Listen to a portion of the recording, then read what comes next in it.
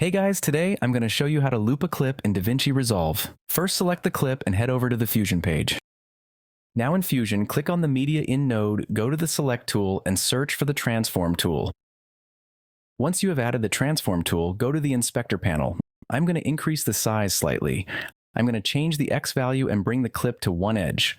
What I'm trying to create is a tunnel-like environment where the clip continuously loops to give the illusion of endless motion. I'm also going to adjust the Y-axis. Now I am going to add a keyframe in the Y position. I am going to set the time code at 20 and change the value of the Y position. This will create the movement needed for the looping effect. Now to create the loop, go to the Spline tool and select the Transform node. Click on Fit to Screen and you can see the keyframe we created. Select the keyframes and the Below tab gets highlighted. Search for the Set Loop option and click on it.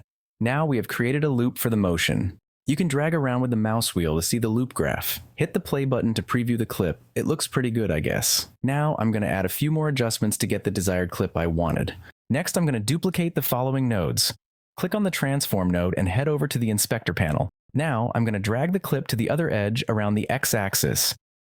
I'm going to add a Merge node above the Transform node and connect the duplicated Transform node to it. Hit the play button to see what we have now. Now we have a sort of tunnel moving downwards effect, creating a smooth and continuous motion. What I'm trying to create is the effect of a person falling down a tunnel. Let's go to the Edit page and enable the clip of the person falling. Select the clip and jump to Fusion. I'm going to create a polygon mask around the person. I am going to fast forward the masking portion.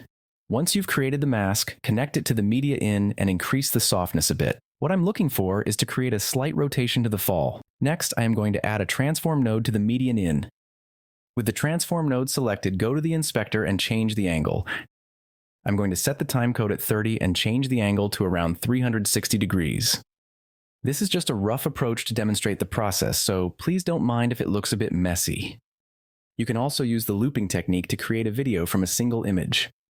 Now I am going to follow the same methods to loop this clip as shown previously.